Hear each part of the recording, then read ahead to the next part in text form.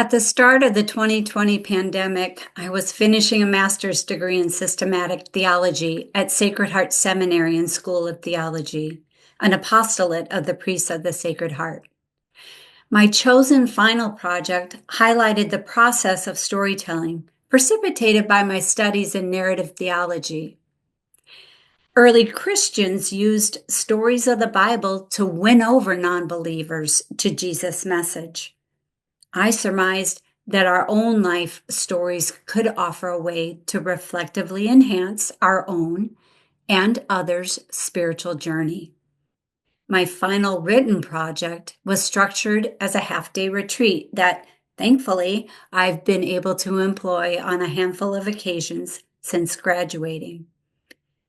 The retreat uses the practices of Lectio Divina and Ignatian contemplation, which encourage practitioners to uncover a connection to what they are hearing or reading with what the Lord is prompting in them. Ignatian contemplation of the senses goes further by instructing that we utilize our hearing, sight, smell, touch, and at times even taste when we engage with a passage from Scripture. Today's gospel is one that I've used in leading groups, both lay people and men in propedeutic discernment. What I appreciate about these two prayerful practices is that one engages deeply with the reading to better be able to absorb the story by hearing it read twice. In a group setting, impressions made on the hearer are verbalized, allowing others to also glean something new and perhaps unexpected. Lisa Kelly, who is cited in Jim Manny's An Ignatian Book of Days, reminds us that this practice asks us to contemplate what wasn't said. That is, what isn't written in the Gospels. What would I have said? What side conversations might be going on? What would Jesus have said to me had I been there? This is a way of expanding our imaginations and engaging Jesus, the living Christ, and actively giving ourselves a way to engage our kingdom values in this, our given time, and in our present moment. In all three of today's readings, God's chosen messengers, Isaiah, Paul, and Simon, are surprised and humbled to be called. After all, they are sinners. Yet, with God's grace and Jesus' assurance, they persevere because they acknowledged that aspect of themselves in the presence of true holiness.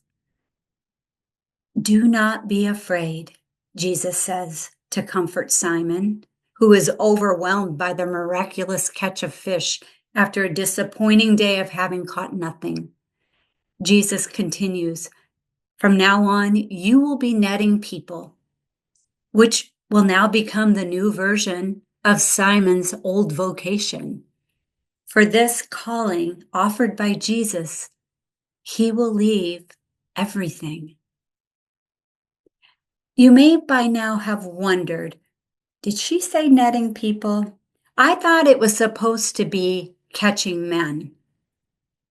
As a church lector, I was given a workbook with annotations to better prepare me to read before the congregation at Mass. Sure enough, in the footnotes, I learned that the Greek translation of Jesus' words are netting people. What a welcome and surprising new insight for me, and perhaps for you as well. As loved sinners, God is continually calling us to do our part in kingdom building. What does this gospel reading about being called, or even the Greek translation of netting people, enliven in you? Perhaps you can spend some time alone or with a partner, journaling or reflecting together. Tell a story about a time when you had a change of heart or had an experience of being won over, or about your ongoing commitment to serving others in order to heal the fractures of our broken world.